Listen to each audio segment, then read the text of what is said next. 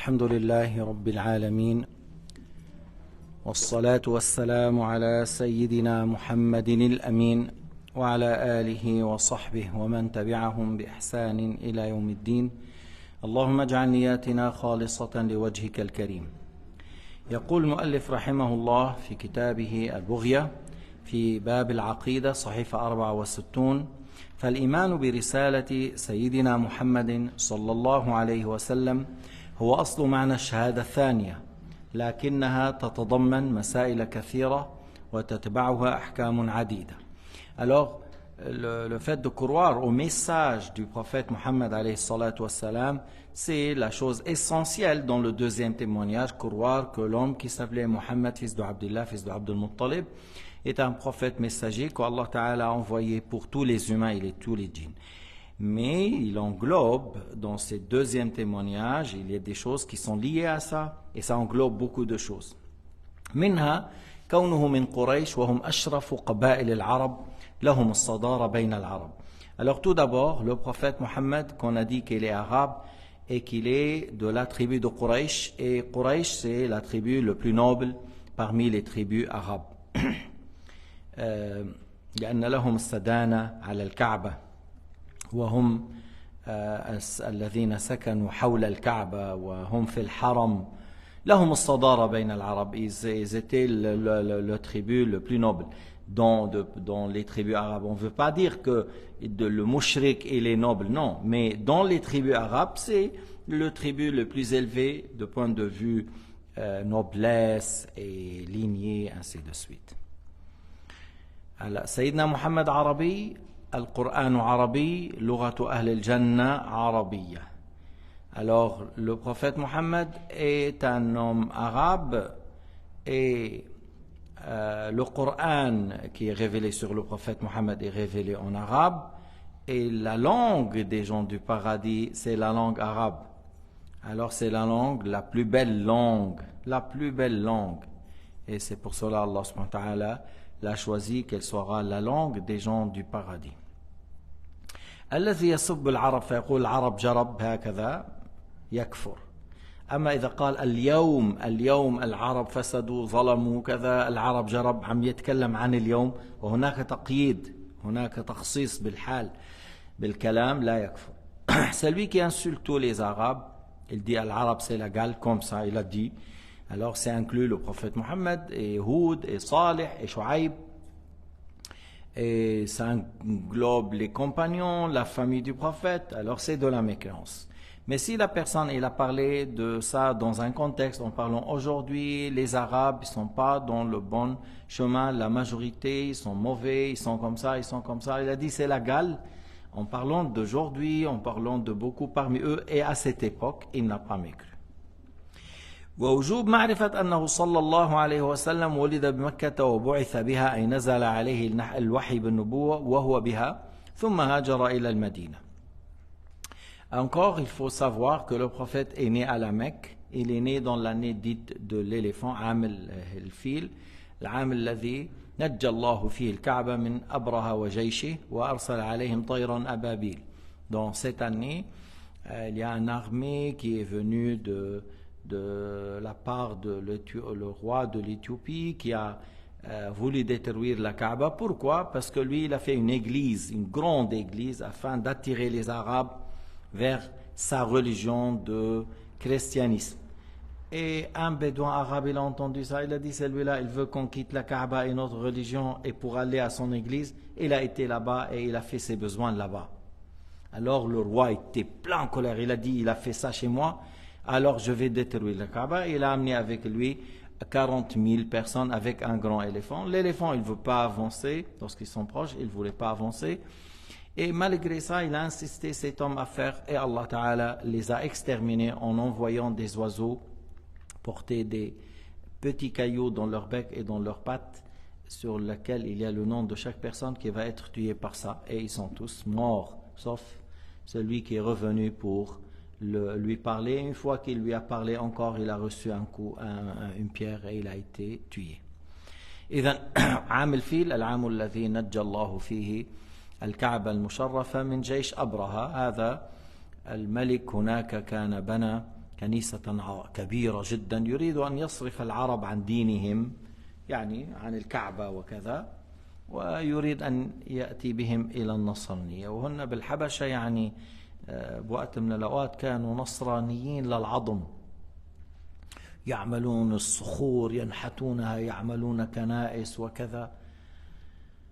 فلما سمع بعض العرب أن هذا الملك يريد أن بهذه الكنيسة يريد أن يقول للعرب تعالوا إلي، أن هذا سيصرفهم، فجاء وقضى حاجته فيها ليهينه ويهين ما فعل.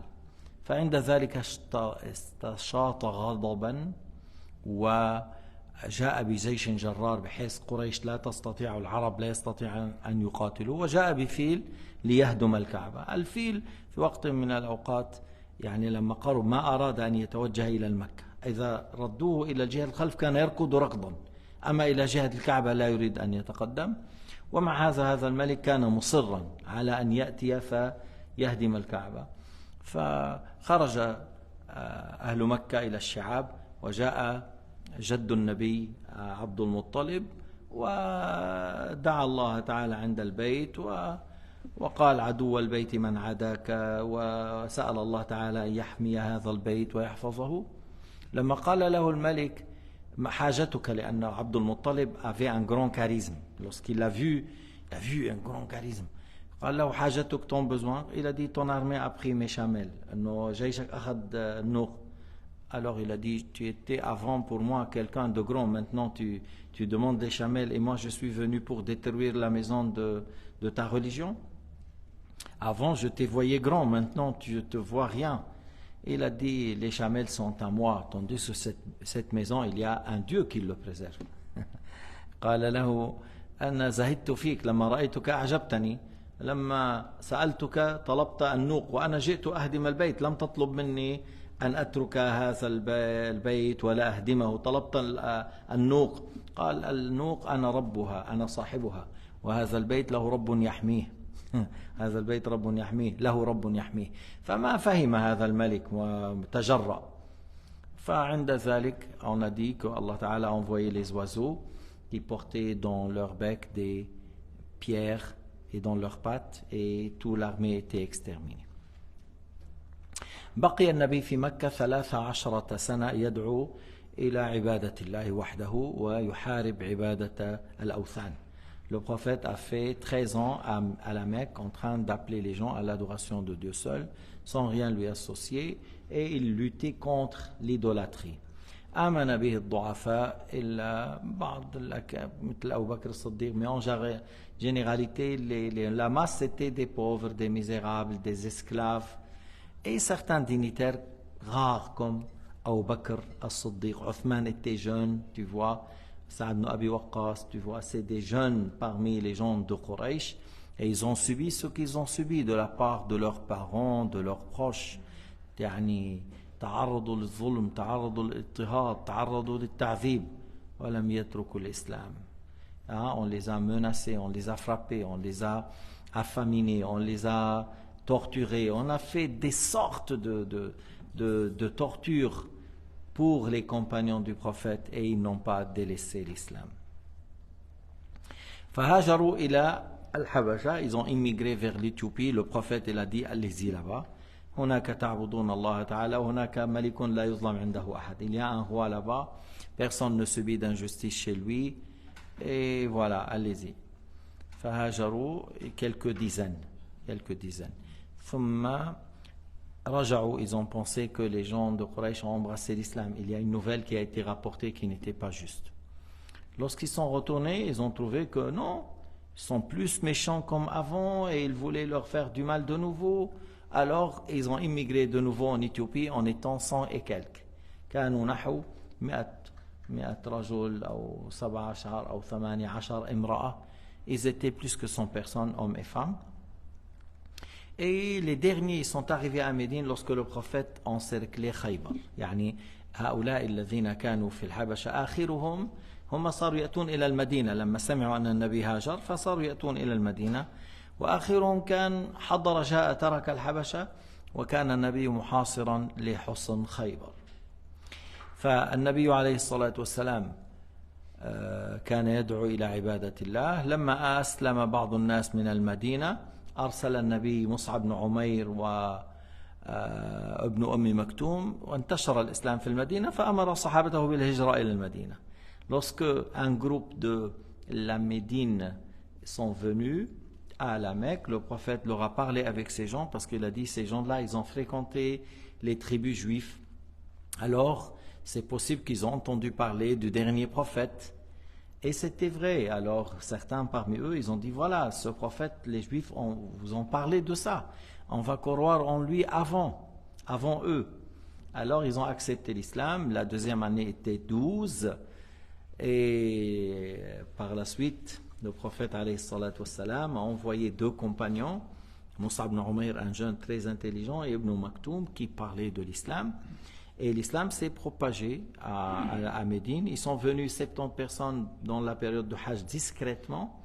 Et ils ont donné le pacte à Sayyidina Muhammad alayhi salatu wassalam de le préserver comme ils préservent leur famille.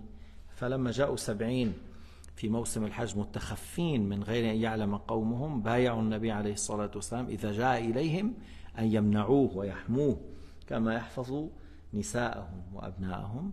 فهنا النبي أمر أصحابه بالهجرة. Le prophète a ordonné à ses compagnons d'immigrer. وكان هو من آخر يعني après le prophète a immigré لأن الكفار أرادوا قتله parce que les mécréants ils ont vu que les musulmans sont devenus nombreux à Médine et c'est sur le chemin de Quraysh. Alors le prophète a immigré lorsqu'ils ont décidé de le tuer avec Abu Bakr as-Siddiq radiyallahu anhu. مكث في المدينة 10 سنوات. Sayyidina Muhammad a fait 10 ans à Médine. Et là, tu vois la révélation du Coran al-Karim à Médine, les sourates étaient plus longues. Al-Baqarah, Al-Imran, Al-Nisa, c'est des longs sourates. La plupart des longs sourates ont été révélés pendant qu'il était à Médine.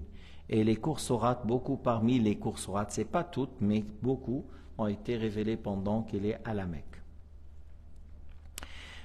النبي عليه الصلاة والسلام أذن له بقتال الكفار لما كان في المدينة. Il a eu la permission de combattre les non-croyants. Alors أول من رمى سهما في الإسلام سعد بن أبي وقاص. La première personne qui a tiré une flèche dans l'islam, c'était Sa'd ibn Abi Waqqas. Et Sa'd ibn Abi Waqqas était un grand tireur, un grand compagnon parmi les premiers qui ont embrassé l'islam. Et un grand ascète et un grand saint. رجل صالح صالح كبير الصلاح ومجاهد من أقوى الرماة. Parmi les grands tireurs, سيدنا سعد بن أبي وقاص.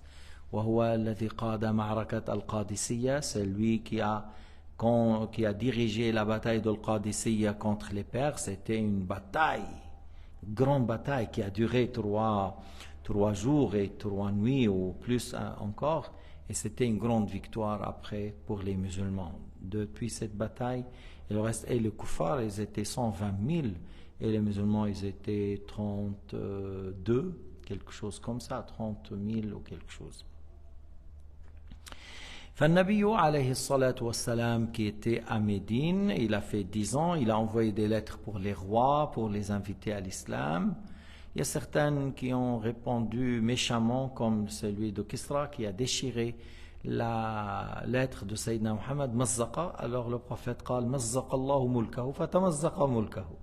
Le prophète a dit que son pouvoir, son royaume soit déchiré. Alors était vite fait, leur royaume était déchiré, les musulmans ont envahi leur pays. Héraql a voulu embrasser l'islam. Héraql, il a posé des questions qui montrent qu'il est très intelligent.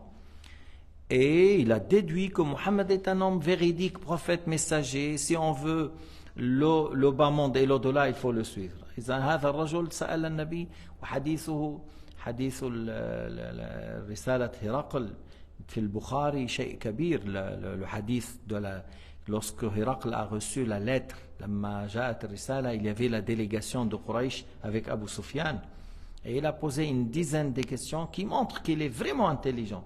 Et il a déduit de ces questions que Mohammed est un homme véridique. قال مثلا هل كذب على الناس. Parmi ces questions, est-ce qu'il a menti aux gens? Abu Sufyan, il a dit non. Qu'est-ce qu'il a dit, Héraql? Il a dit Alors un homme qui n'a pas menti sur les gens 40 ans, il ne va pas mentir sur le Créateur. إنسان ترك الكذب يعني أنف من الكذب كره الكذب على الناس 40 سنة ما كان ليكذب على الله. الإنسان ما بيكذب على الناس كيف يكذب على الله. Une personne qui n'a pas menti sur les gens, comment il va mentir sur Dieu? Et avec d'autres questions que lui il connaît. Mais il a proposé aux gens de l'église, dirigeants, tout ça, on leur a dit, vous voulez le bien de ça, le bas monde et l'au-delà, il faut suivre. Alors ils ont bougé comme des bêtes féroces. لما عرض عليهم الإسلام قال لكم الدنيا والآخرة تحاصوا كالوحش كالوحوش. عند ذلك قال أنا أردت امتحانكم. Il a dit, je voulais seulement exercer, examiner votre foi, je vous vois que vous êtes, vous tenez bien, tout ça. Et il a changé d'avis parce qu'il a préféré le pouvoir. اختار الدنيا على الآخرة. أما ملك مصر أيضا أكرم. Il a pris la lettre du prophète Mohammed, il a embrassé et il a préservé. C'est pour cela que vous voyez la lettre de Muqawqis et la lettre de Héracl. C'était quelque chose de préservé. Et puis il a envoyé au prophète Mohammed un mulet blanc qui s'appelle Duldul.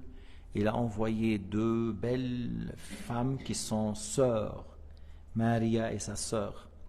Alors le prophète a donné la sœur à Hassan Thabit, et lorsque Maria a embrassé l'islam, il a consommé avec elle sans qu'elle soit une épouse, mais plutôt une esclave. Et il a eu avec elle Ibrahim.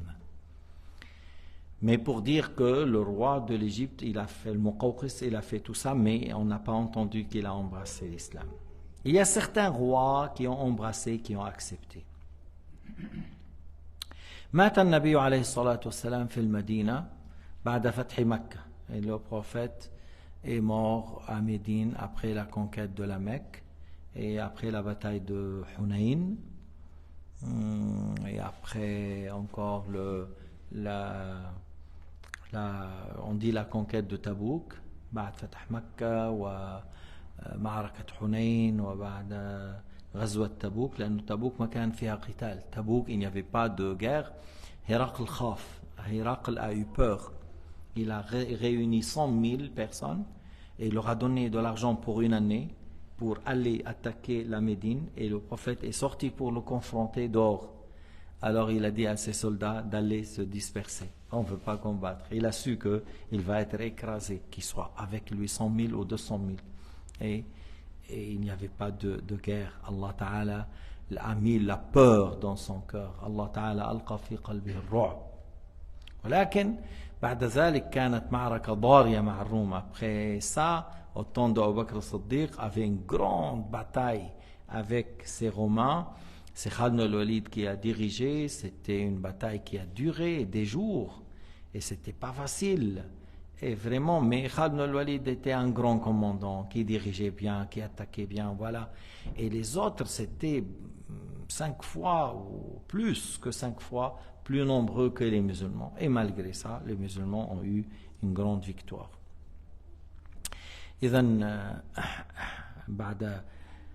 بعد تبوك لما يعني أيام أبو بكر الصديق كانت معركة طاحنة في اليرموك. أما في العراق فخالد الوليد كان ينتقل من نصر إلى نصر ثم توجه إلى اليرموك.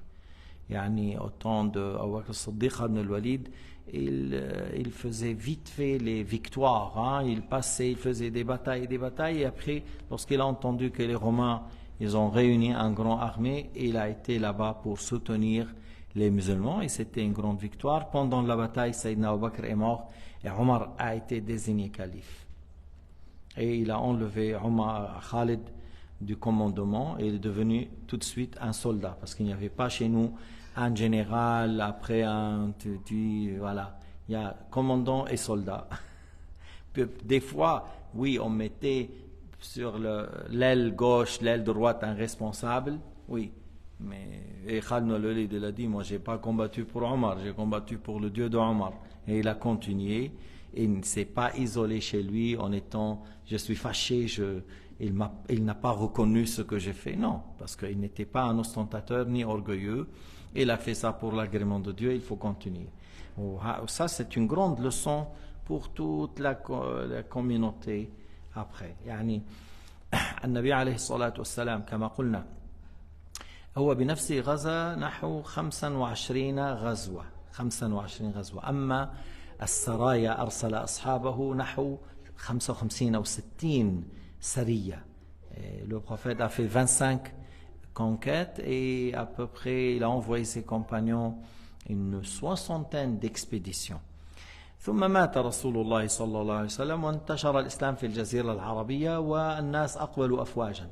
لكن أبو بكر الصديق ما استقر. أبو بكر الصديق n'a pas baissé les bras. Tout de suite après la mort de Sayyidina Muhammad, autour du Médine, beaucoup, des milliers, des dizaines de milliers, aux centaines, ils ont apostasié. Tu as Moussaïlim al-Kazzab avec sa communauté, beaucoup de tribus, des pays comme le Bahreïn. Abu Bakr al-Siddiq, il a désigné 11 commandants pour les combattre. النبي أبو بكر الصديق لما رأى كثرة المرتدين عقد 11 لواء لحرب المرتدين. والجيش الذي كان النبي جهزه لينتقم لمن قتل في معركة مؤتة من الروم في الأردن أرسله أبو بكر ولم يحل اللواء، مع أن المسلمين كانوا بحاجة إلى هؤلاء، لكن قال أنا لا أحل لواء عقده رسول الله ولا أغير. النبي عين هذا الشاب أسامة بن زيد قائدا، أنا لا أعزله، هو نفسه يكون قائدا. Alors, et il a envoyé 11 commandants pour combattre les apostats. بثمانية أشهر المسألة حلت وانتهى الأمر. En 8 mois, tout est réglé et il y avait des grandes batailles qui ont eu lieu, surtout la plus dangereuse, celle de Ma'rakat al-Yamama, là où il y avait Moussaïlim al-Kazzab, parce qu'il y avait une armée dure, 40 000, très fort, mais quand même, Allah Ta'ala a donné victoire aux musulmans. Et Sayyidina Abu Bakr al-Siddiq ما أخذ أسبوع راحة. Abu Bakr al-Siddiq, il n'a pas pris une semaine de vacances, ni un week-end, ni 2 semaines. Tu vois, il a envoyé une armée pour l'Irak et une armée pour les pays du Sham. Une armée pour l'Irak à part pour confronter l'empire perse et l'autre pour confronter l'empire romain en même temps. هو قال لهم نحن إنما تنصرون بالدين, c'est-à-dire cette religion c'est une religion victorieuse. Vous auriez la victoire, il faut maintenir l'obéissance à Dieu, il faut maintenir la prière. Et c'est le cas, comme je viens de dire, en 2 ans et quelques mois, c'était des grandes victoires. Et Omar, radiyallahu anhu, qui a été dans le khalifa 12 ans, a continué aussi. Et Sayyidina Muhammad est mort à Médine, enterré à Médine, ses compagnons, ils ont continué après lui sur la même voie.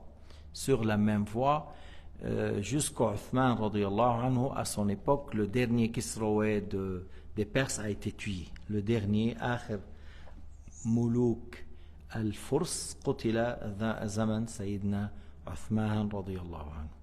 هلا في زمن علي شغل بقتال أهل القبلة ابتليت بقتال أهل القبلة. هذا أمر ليس عن إرادتي، شيء ابتليت به. Tandis qu'au temps de Sayyidina Ali, l'armée islamique était très loin, tout ça, mais lui-même, Sayyidina Ali, était éprouvé par le fait de combattre les gens d'Al-Basra dans la bataille dite de Chameau, la bataille de Siffin avec Muawiyah et les pays du Sham, parce que Muawiyah a fait semblant, il a dupé les gens en disant c'est Ali qui était derrière la mort de Uthman. أوهم الناس أن عليا له يد في قتل عثمان فكان يجمع أهل الشام لقتال علي.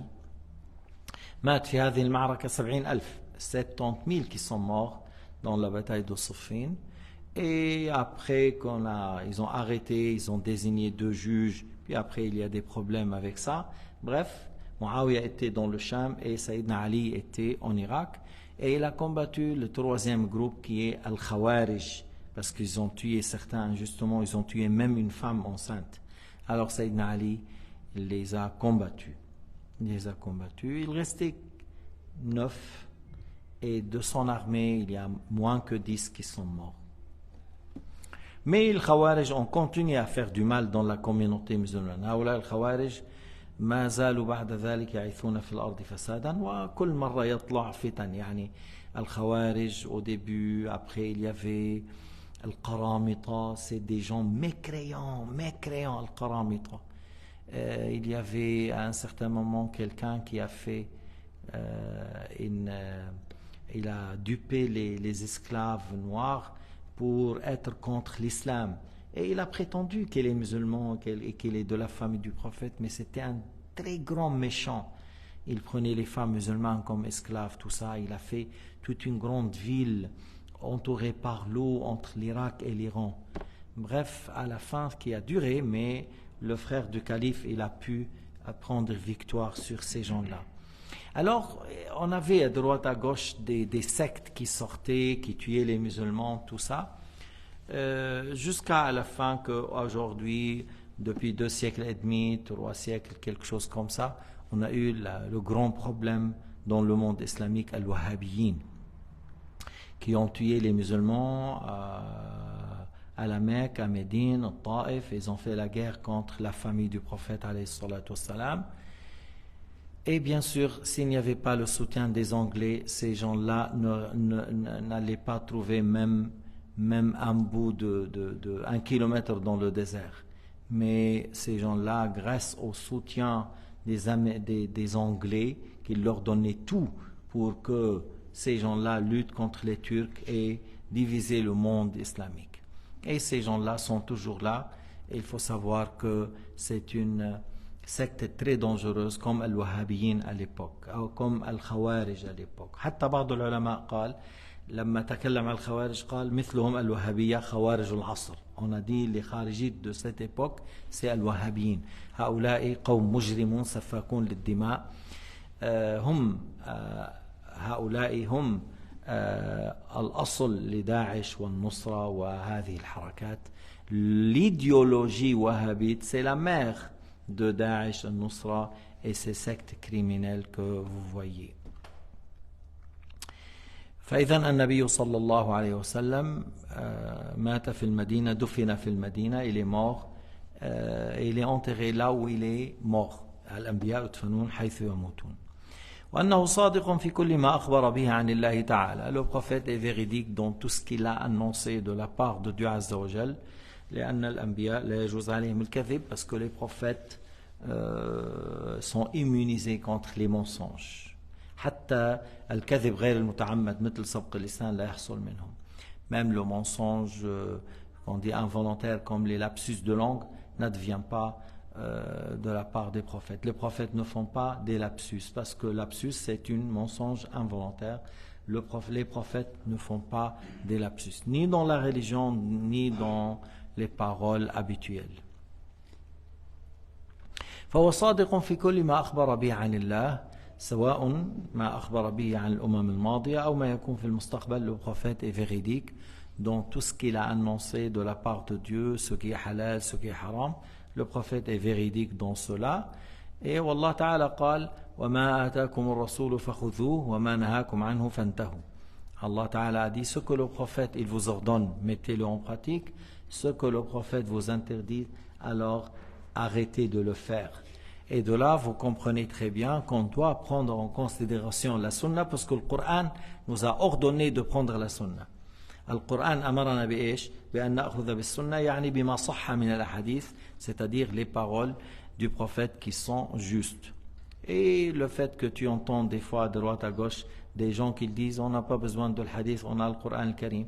Mais si tu as le Coran al-Karim, tu as lu l'aya وما آتاكم الرسول فخذوه وما نهاكم عنه فانتهوا, ou tu n'as pas lu. Si tu n'as pas lu, on t'informe.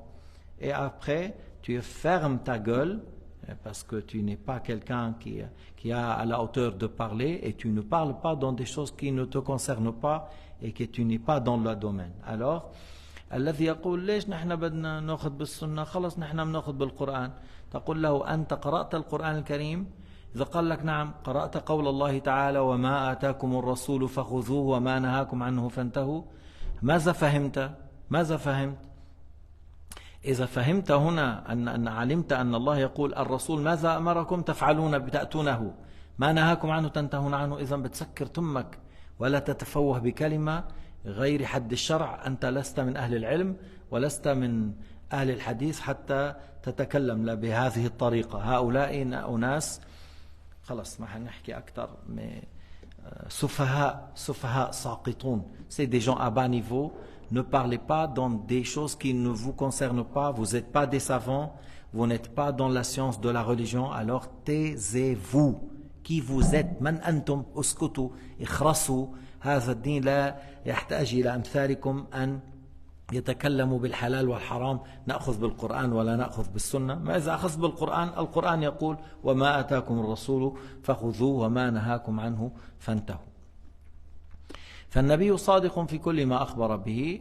Le prophète est véridique dans tout ce qu'il a annoncé et énoncé de la part de Dieu, qu'il s'agit des choses interdites ou des choses obligatoires ou des choses qui sont recommandées. Le prophète est véridique. Il a parlé des choses concernant les anciennes communautés. النبي أليس أخبر أنه كان في 3 أعمى وأصلع وأبرص فقراء أرسل الله إليهم ملك بصورة حسنة. قال أنت ماذا تريد؟ قال أنا أريد أن يعوضني الله تعالى عن هذا البرص جلدا نضرا.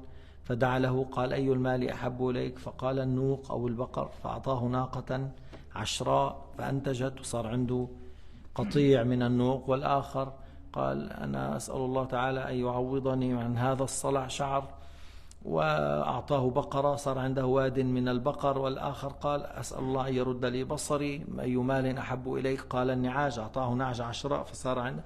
فهؤلاء الثلاثة بقوا فترة في هذا النعيم.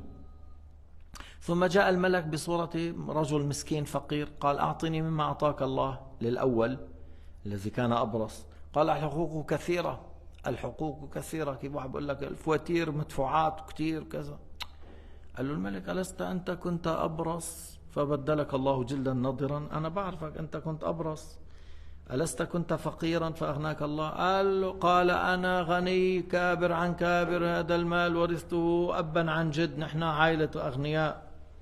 قال إن كنت كاذبا أعادك الله كما كنت. خرج فصارت هذه النوق تموت ورجع أبرص. ما بقى في نوق ورجع أبرص. والثاني قال له مثل الأول الحقوق كثيرة. فرجع أصلع إن كنت كاذبا أعادك الله كما كنت.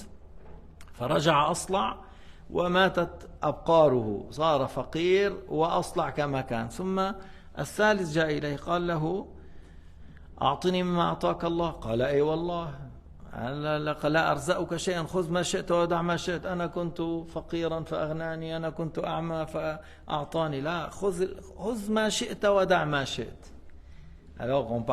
فقال رجع الملك قال أنا ملك أرسلني الله إلى ثلاثتكم ثبتك الله وابتلى صاحبيك.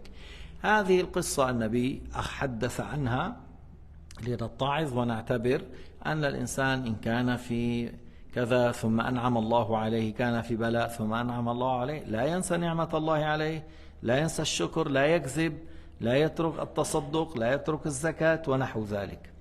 Alors j'ai dit parmi les choses que le prophète a parlé, il y a beaucoup de choses que le prophète a parlé, c'est rapporté dans Sahih Bukhari, dans Sahih Muslim. Il y a l'enfant qui était, que le roi a demandé au sorcier, le sorcier lui a dit donne-moi un enfant pour que je lui donne la sorcellerie. Alors il y a une longue histoire à ce sujet, et il y a l'histoire que le prophète a dit qu'il y avait 3 personnes de Bani Israël, un homme qui avait la maladie de la peau, la vitiligo, la blanchâtre qui touche la peau, et qui était très pauvre, et le deuxième était chauve et très pauvre, et le troisième était aveugle et très pauvre. Alors un ange est venu, il lui a dit qu'est-ce que tu demandes de la part de Dieu? Il lui a dit voilà, j'ai cette maladie, les gens ils me négligent, ils m'isolent, ils s'éloignent de moi. Demande à Dieu qu'il me donne une peau qui est jolie. Alors il a demandé à Dieu, Allah lui a donné une jolie peau. Quel bien tu aimes? Il a dit les chamelles. Et celui qui rapporte le hadith a douté, est-ce qu'il a dit le chamel ou les vaches, entre lui et le deuxième. Alors voilà, c'est-à-dire l'un ou l'autre, il lui a donné une chamelle porteuse. Et puis par la suite, il a eu tout un grand troupeau des chameaux. Le deuxième, il lui a dit, voilà, qu'est-ce que tu souhaites? Il a dit, tu vois, avec la tête qui est chauve, les gens, ils m'isolent, ils s'éloignent de moi. demande à Dieu qu'il me donne des jolis cheveux. Allah, il lui a demandé, il a fait une invocation, il a eu des jolis cheveux. Il lui a dit, quel bien que tu aimes le plus? Alors il a dit les vaches, comme on a dit, le doute de celui qui rapporte le hadith entre le premier et le deuxième. Il lui a donné une vache porteuse et les vaches se sont multipliées chez lui. Le troisième, il lui a dit, voilà, je suis aveugle, il n'y a pas un guide pour moi, je trouve des difficultés vraiment. Demande à Dieu qu'il me donne la vue. Et il lui a fait dua et il a eu la vue. Quel bien que tu souhaites? Il a dit, les brebis. Il lui a donné une brebis porteuse. Et voilà, il a eu tout un grand troupeau. Et l'ange est venu, après un certain moment, qu'il vivait dans le bien, sous l'aspect d'un homme pauvre. Et il lui a dit, un homme pauvre, donne-moi de ce que Dieu t'a donné. Il lui a dit, mais il y a beaucoup de choses à payer. Tout de suite, j'ai des factures, j'ai des dettes, tu sais. Tout de suite, lorsque tu demandes à quelqu'un, il y a 100 000 dans la banque, tout de suite il te dit il y a beaucoup de choses à payer, il y a des factures, celui-là il lui a dit comme ça, il lui a dit mais toi je te connais, tu étais un homme malade avec la maladie de la peau et tu étais pauvre. Il a dit mais non, moi je suis riche, fils d'un d'un grand riche, on est une famille des riches là, nos grands-pères étaient des riches. Il a dit si tu mens, je demande à Allah Ta'ala qu'il te rend à ton ancien état. Je demande à Allah que tu reviens à ton ancien état. Disent ouais, moi j'ai un petit tremblement de terre, mais il n'y aura rien. Des fois tu achètes, tu fais voilà, je vais acheter de la Chine, le bateau coule et tu n'auras rien. Des fois tu mets voilà il y a des choses qui arrivent, des fois tu n'auras rien. Bref. Alors il est parti, le troupeau est mort, les chameaux et les chamelles, et il est devenu de nouveau avec la maladie de la peau. Le deuxième, il a répondu comme le premier. Il y a beaucoup de choses à payer, et je veux rien donner. Mais tu es pauvre. Tu étais pauvre. Il a dit non, on est une famille riche. Puis père, grand-père, on est des riches. Si tu mens, que Dieu te ramène à ton ancien état. Et il a quitté et il est devenu chauve. Les cheveux sont tombés et les veaux et les vaches sont mortes. Il est venu vers le troisième et lui a dit, voilà, un homme pauvre, c'est-à-dire un homme dans l'aspect. Dans l'aspect, je suis un homme pauvre, mais sinon, c'est un ange. Mais tu peux dire, dans l'aspect, pour toi, je suis un homme pauvre, dans l'apparence, donne-moi quelque chose. Alors il lui a dit, aujourd'hui, je te dis pas non. Moi, j'étais pauvre comme toi. J'étais aveugle. Dieu m'a donné la vue. Et tu vois tous ces troupeaux-là, c'est Dieu qui m'a donné. C'est grâce à Dieu que j'ai eu ça. Aujourd'hui, tu prends ce que tu veux. Voilà devant toi mon troupeau. Prends ce que tu veux. Délaisse ce que tu veux. Alors l'ange est revenu vers l'ancien aspect. Lorsqu'il est venu en premier, il lui a dit, j'ai pas besoin, je suis un ange. Mais Dieu m'a envoyé à toi et à tes amis, tel et tel. Ils se connaissaient. Des fois, les épreuves font que la connaissance, trois pauvres avec des maladies, alors ils sont des amis par ça. Allah Ta'ala t'a soutenu, t'a maintenu dans la guidée, l'argent t'a pas changé. Et tes frères ont été éprouvés. été séduit par le bas monde. فإذا إن شاء الله بنكون ممن لم يفتنوا بهذا البلد وبأموالها ونعيمها. Nous demandons à Allah Ta'ala qu'on ne soit pas parmi les gens qui sont séduits par la Suisse et par les biens de la Suisse et par le franc suisse et par le fromage suisse et par le chocolat suisse et par et les matelas suisses et par les montres suisses et les femmes suisses. On demande à Allah Ta'ala qu'on ne soit pas séduit par toutes ces choses-là et qu'il nous aide à être, qu'il nous maintienne dans l'islam, à faire la prière, à faire la zakat, à faire le jeûne, à faire l'aumône et qu'on continue dans le bien parce que ce n'est qu'un pont, hein, il faut le traverser. C'est un petit pont, il faut le traverser. Ça ne va pas rester longtemps, surtout que vous vivez maintenant avec le monde où des fous qui gouvernent. Trump, c'est presque un fou. Et Poutine, on ne sait jamais. Et Trump, peut-être, il va venir. Allahu Alam, avec s'il est fou, il gouverne avec des armes nucléaires. Et il faut tenir les choses vraiment sérieusement. الواحد يقول أنا بعدني شاب هعيش كتير. Il ne faut pas dire je suis jeune, je vais vivre longtemps. La mort arrive aux garçons, aux jeunes, aux petits, aux grands, et à ceux qui sont malades et à ceux qui sont en bonne santé. La mort arrive parce qu'il y a des causes pour la mort qui sont différentes. Walhamdulillahi Rabbil Alamin. وصلى الله على سيدنا محمد وعلى آله وصحبه وسلم تسليما كثيرا.